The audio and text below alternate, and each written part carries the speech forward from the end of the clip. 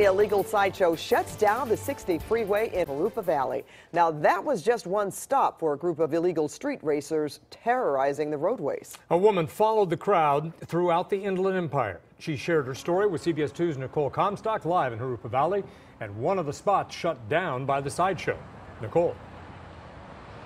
Yeah, and the woman who recorded that video says she followed them for 4 hours across several Inland Empire freeways, and that every time the police showed up and told everyone to go home, they found a new location and shut that down. Cars doing donuts in the middle of the eastbound 60 near Harupa Valley, and a massive crowd of people casually standing on the freeway, recording it on cell phones. A series of dangerous sideshows that late Saturday night shut down several Inland Empire freeways. It's just complete mayhem out there. Nicole asked not to be identified because she says street racers have threatened some of her colleagues for publishing their events. She says she followed and filmed them this weekend to document how long they're often able to put the public at risk before they're stopped. The biggest concern was emergency services. What if somebody needed help and they weren't able to get through? Nicole says a group of 200 to 300 people in cars started the night in this Moreno Valley parking lot, then took the 215 up toward Paris, then traveled through Redlands, San Bernardino, and Fontana. 20 minutes later, the freeway's been shut down. The cops show up. The California Highway Patrol in Riverside says they were dispatched to some of those calls Saturday and made it there in about 15 minutes. But by the time they showed up, those crowds would disperse. They added that they used to have a street racing task force to combat sideshows, but since they've been getting bigger and more frequent across the Inland Empire, they're trying to form a plan of action on how to curb them once again. Especially within the Inland Empire, we've had cars crash into houses, we've had deaths. And that woman says she hopes the CHP and the community can work together to figure out a different plan to break this cycle. In Harupa Valley, Nicole Comstock, CBS 2 News. Nicole, thank you. A child is recovering tonight after being attacked by a coyote in a Placentia neighborhood. The coyote bit a 3-year-old girl on the head. She was just playing at a park.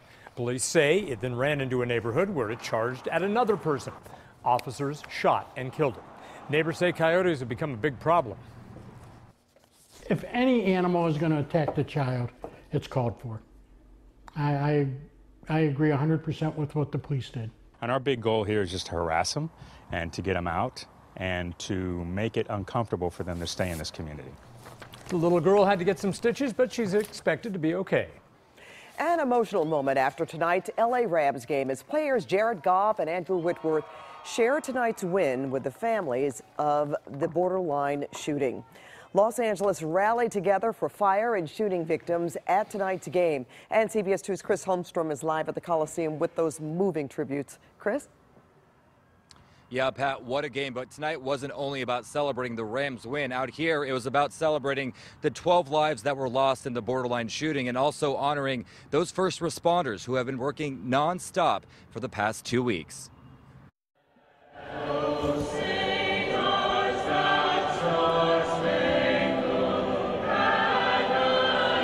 The Star-Spangled Banner performed by the Cal Lutheran Choir, the former choir of Justin Meek, one of the 12 victims of the borderline shooting. Lighting the torch from above, the wife and son of Sergeant Ron Helis, his partner also there to pay tribute. He had a great sense of humor, fun guy to be around, great smile, and just a hard-working individual, somebody you want to emulate. Outside, tributes continue. Tyler Spady was one of the survivors of the borderline shooting. The biggest push that I want to push is that to remember the 12 and forget the monster. We need to honor them. That's what I say. And on the field, first responders, many of them from the Woolsey and Hill fires. The LA Rams awarded them with thousands of free tickets. A lot of these firefighters you see behind me have been out on the line for days, and to get out here and be able to take a deep breath and have a little bit of recovery themselves is a pretty valuable experience.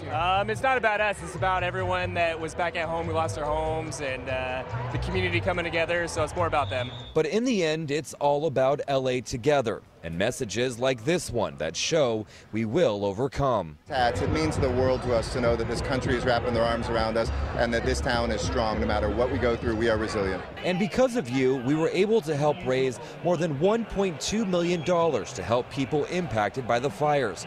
Our own Jim Hill was there with the Rams to present the check to the United Way. Yeah, more than $1.2 million raised by people like you at home, and also a lot of amazing people out here as well. Reporting live from the LA Coliseum, I'm Chris Holmstrom, CBS 2 News. Oh, thank you, Chris. And there was plenty of excitement throughout the game. CBS 2 Sports Director Jim Hill live from the Coliseum in just a few minutes with reaction from the players. A suspected burglar accused of stealing underwear and lingerie from victims of the Woolsey fire is now in custody. The Ventura County Sheriff Department arrested Jonah Bregman 2 days ago. An evacuated Thousand Oaks family found a man inside their home when they returned. The suspect ran off with women's clothing and underwear and was spotted at a park wearing the items. Investigators say Bregman is a convicted sex offender out on parole for home burglaries. First flames, now rain in the forecast. It's the next challenge for people who live in the Woolsey fire burn areas. Tonight, fire victims want to know how to protect themselves and their property if a storm comes. CBS 2's Tom Wade is live in Malibu, has the story. Tom. Yeah, Jeff and Pat, as you can imagine, these folks are just exhausted. First, most of the people who were at this meeting said they either lost their home or know someone who did, and now they are dealing with this other potential layer of destruction. It's just overwhelming, all the things that you have to do. Judy Cass lived in her Malibu home for 30 years. The fire destroyed it, and there's almost nothing left. One statue and one sculpture, period. Judy joined a group of dozens of residents at a Ventura fire station where city, state, and federal leaders tried to help them with everything from insurance claims to taxes and even how to get their mail. There's so many things you have to take into consideration. I have a family and grandchildren who live with me, so I have to make sure everybody's placed and comfortable. Sherry Barnath also lost her house. Her concern is also about weather and the rain in the forecast. I'm worried about the rain ruining whatever might be left, you know, that I won't ever find it. Officials are concerned that rain in the burn areas could be a major issue. With the scorched hillsides come serious worries. Just think about what happened after the Thomas fire. We have teams out in the field right now that are assessing the burn areas. We haven't been able to get it up in the Malibu canyons yet because it hasn't been safe, but that should happen tomorrow or the next day. One of the areas we're most worried about is just down the road, Little Sycamore Canyon. You know, these canyons are going to melt if we get the right rain. And officials here said that some fire departments in the area are giving out free sandbags, and they are saying that can be an effective way to deal with debris flows. Reporting live in Malibu, I'm Tom Waite, CBS 2 News. Thank you, Tom. And let's turn now to Garth Kemp with the first look at the forecast ahead of that potential rain. Yeah, Pat. Well, what we're looking for is about 1/4 to a half an inch, maybe a little more by the time it's said and done on south-facing mountain areas. But I think right now we stay below the threshold. You needed about 1/2 inch an hour rainfall rate to start pushing flash flood watches up through the area and by those burn areas. We look like we're going to stay below that, but as of this evening, lots of humidity out there. We've brought that all back out. That's great news. Winds are calm for us right now as well. So exactly how much rain will we get? When's it going to come for us? And exactly how will it affect the burn areas? I'll show you that coming up in maybe just about 10 minutes or so from now. Stay with us, Jeff. Garth, thanks very much. Breaking news. A judge has just barred the Trump administration from refusing political asylum to immigrants who cross the border illegally. This comes as 4 suspected undocumented immigrants were arrested at Imperial Beach today. Lifeguards say a boat dropped the group off right along the shore, and then they swam in. And the entry lanes at San Ysidro are back open tonight after being shut down earlier today. The northbound lanes were closed so crews could add concrete barriers and wire. The drastic move was in response to reports that members of the migrant caravan in Tijuana were planning to rush through the entry point. More trouble tonight for Stormy Daniels' lawyer, Michael Avenatti. An actress named Morelli Minuti filed for a restraining order against Avenatti. Minuti is accusing him of domestic violence. Avenatti tweeted tonight saying, quote, "I look forward to a full clearing of my name and disclosure of all the facts. I have never abused a woman or committed domestic violence against anyone. Any claim to the contrary is completely bogus and fabricated. I am a target and I will be exonerated." The Trump administration is now dealing with its own email scandal, and it's hitting very close to home for the president. The Washington Post reports Ivanka Trump violated federal law by sending hundreds of emails from a personal account. The emails were sent to White House aides, cabinet officials, and assistants. Ironically, President Trump, remember, hammered away at Hillary Clinton for years for using her private email while conducting government business. A flower vendor is suing the Riverside County Sheriff's Department after a rough arrest that was caught on camera. It's been more than a year since Joaquina Valencia was arrested by Riverside County deputies outside Paris High School. She was charged with selling flowers without a permit and blocking traffic by walking into the street. She claims the deputy used excessive force when he took her into custody. The Sheriff's Department says she was the only vendor who refused to take a citation that day. Tonight, David Goldstein confronts a man who may be selling patients false hope and at a high price. And David is here now with his newest undercover investigation. Yeah, a lot of money involved that people are trying to get people to pay. Well, tens of thousands of dollars for people who have tried just about everything. Now, we've heard of stem cell treatments being touted as a cure for anything from joint pain to cancer. The injections are right now in the clinical trial stages. We went undercover and found people promising a cure for a big price. Stem cell therapy can potentially regenerate every area of your body.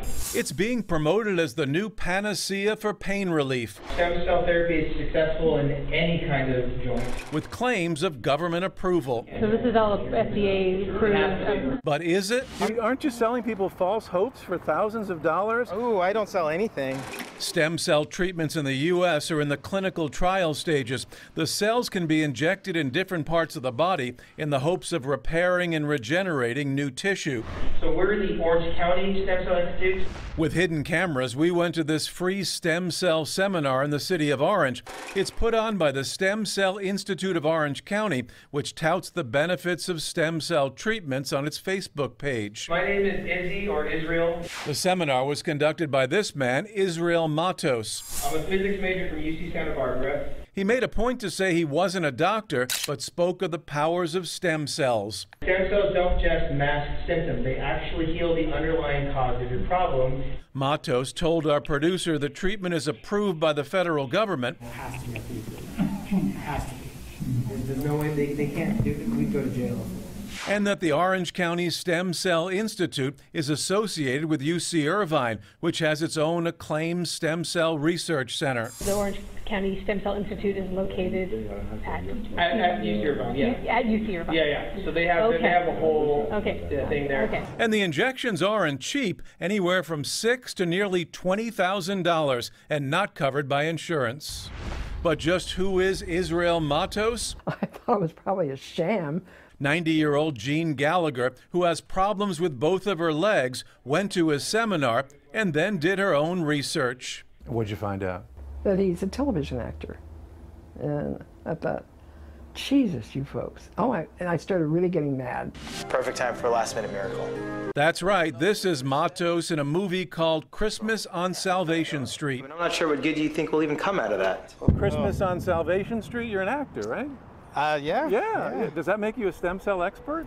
Does it make me? Do you think it makes me a stem cell expert? I'm asking if I'm the a question. doctor? Does it make you a stem cell expert? You're an actor? That was my answer. Okay. Then who is the stem cell expert? Matos' slideshow pointed to Twins Physical Medicine, where potential patients were told they could go for an exam. Twins Physical Medicine is also Twins Chiropractic. They have 4 offices here in Orange County, including this one in Garden Grove, but none of them are located at UC Irvine. Hey, doctors, I'm David Goldstein with CBS 2 News. Can I talk to you guys for a second? Twins is actually run by identical twin chiropractors, David and Daniel Clements. We went to one of your seminars, and your spokesperson, Izzy Matos, you know him, the actor? Yeah. He said it was associated with UC Irvine, and in fact was located at UC Irvine. Is that a true statement? You know, I'd love to talk to you guys. David didn't want to chat, but Daniel did. He's saying you're part of UCI. No, he's located... not. No, he's not. At UC Irvine, yeah. At UC Irvine. Yeah. Is that true? No. That's not true. That's not true. And what about the claim of FDA approval? Well, it has to be FDA approved. It has to be. Are these shots FDA approved? No. He said FDA approved numerous times. In fact, he said we'd go to jail if it wasn't approved by the FDA. We'd go to jail. These shots are not FDA approved, are No. A lot of it is hope. Jonathan Thomas is chairman of this California state agency that funds stem cell research. He says the hope is one day to be beneficial in developing cures and treatments, but it's not there yet. Even so, people are trading on its promises. If you're sitting out there listening in the audience with all these things that have not been either clinically tested or approved, you're dealing strictly with hope. And hope can be very persuasive. Aren't you selling people false hopes for thousands of dollars? Now, experts say what these doctors and many others are doing are operating within a gray area of the regulations. The injections aren't illegal if done properly, but what they promise hasn't been proven by any medical science, at least as yet. They hope sometime in the future. And that's really too bad because there's so many people suffering from arthritis and that have so much pain. Exactly. That something like this, if it works, it would be fantastic. And but it you could just don't work, know. but it's not definite. And for $15,000, $20,000, You want it may be, something- From a maybe nothing. chiropractor. Yeah, A medical office. A medical office. You want something definite. Yes. Okay. Thank you, David. David, thanks. Well, it is going to be a long night for the people waiting in line to get free Thanksgiving turkeys tomorrow in Hyde Park. The food giveaway has become a holiday tradition. A lot of people tell us the wait is worth it. CBS 2's Crystal Cruz is live at Jackson Limousine with that story. Crystal? Jeff and Pat, about 5,000 or more people will be in line tomorrow. Here they are, some of them right here. They will camp out overnight. They will wait another 9 hours until the 8 a.m. doors open. Cook this turkey and hope it brings me and my family together on a Thanksgiving day. Amen. Feeling very thankful Monday night, camped out in the cold for the turkey giveaway in L.A. on Tuesday. I love it. I won't miss it for the world. Thousands of people will line up for a box full of all the goodies to make Thanksgiving dinner that some might not be able to afford on their own this year. I need a box. I'm definitely need it. I'm homeless. It would be a great blessing to have Thanksgiving dinner. I know that there's a lot of seniors and people with disabilities and people who come as far as Las Vegas. Yeah, because the need is great, right? And so people wouldn't line up overnight because they're bored. The founder of the turkey giveaway, E.J. Jackson, died 2 years ago, but his giveaway lives on as volunteers package the boxes the night before Tuesday morning's giveaway. I've been coming here over 15 years. So Mr. Jackson has been wonderful to everyone in the community. And the doors open at 8 a.m. The facility is located off West Slauson and Crenshaw. I'm Crystal Cruz reporting live in L.A. tonight. I'll send it back to you. Thank you, Crystal. The founder, E.J. Jackson, passed 2 years ago, but what he started is still going strong and helping so many people. I hope they get all the turkeys they need. I bet they will. Yeah. Like I always say. And I hope they get some nicer weather, Garth. Warmer weather. I was going to say a life well lived. Right? That's right. So it continues on for people like that. Yep. Good stuff. And you know what? It's okay. It's not going to be that cold for them tonight. Hang in there out there, you guys. But we're going to get a little bit of rain, but that's not going to be till late Wednesday into Thursday morning. LAX looking pretty good right now. Have a lot of mid-level clouds being swept through the area. I'll show it to you in just a second. 59 degrees. Winds are calm right now. Humidity 83%. It's a beautiful November evening in the Southland. Enjoy it. 39 Lancaster, 32 Big Bear. For our friends that have been displaced from the fire, we get it. I know. Tough for you guys. Hang in there. And there are so many places that you can go for help as well. And we've been showing you those. So stay with us. We're with you. It's Thanksgiving week after all. 73 degrees is where we hit today. 72 is your average. There's the onshore push. You can see it right now. Nothing strong. Pretty much we are calm in the wind department. Direction is what I'm interested in right now. That is a nice little light sea breeze blowing through the area. 300 miles offshore. There's what's left of that low pressure. It's drifting to the south and to the east, but that's what's been kicking the high clouds in through the area. That will disrupt the overcast for us tonight. Let's get to the rain. Still no watches and warnings coming up to the area. We are looking anywhere between 1/4 to 3/4 of an inch of rain, and then maybe 3/4 of an inch to 1.5, 1.25 inch rains in some of those favored foothills that are facing south-southwest. Watch, you'll see what's going on. I'm going to take you in through tomorrow into Wednesday morning. Then as we start to slip into the afternoon, we'll see some showers start to work in through the area. Then by Thursday morning, Wednesday night, Thursday morning, the entire area starts to get under this.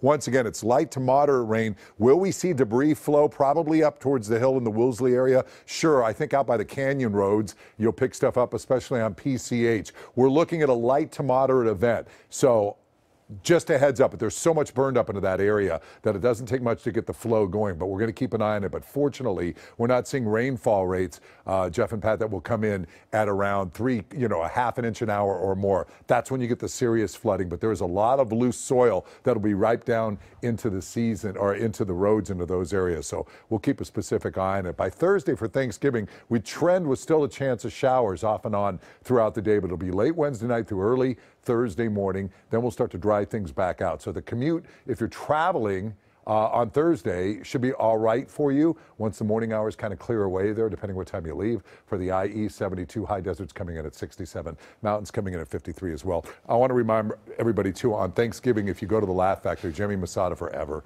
been doing it with Jamie. You can go there. You don't have to have money. You don't have to be poor. You just have to be alone, and you're welcome to come over and share, and it's always one of the wonderful things he's been doing for years. He's terrific. Agreed. Yeah. All right, thank you, Garth. It is the game everyone is talking about tonight. Jim Hill talks to the Rams players about tonight's record-setting win. Amazing. If you've ever wanted to know what it's like to be in the driver's seat of a police pursuit, well, we can tell you about now's your chance. How you can now legally run from the law, but it's going to cost you. And if you haven't already, be sure to check out our new podcast, Flawed Justice, the Kimberly Long story. Our Randy Page spent months looking into the murder case that sent the Corona mom to prison. But is she innocent? Well, you'll find it on podcasting apps like Apple Podcasts and on flawedjustice.com.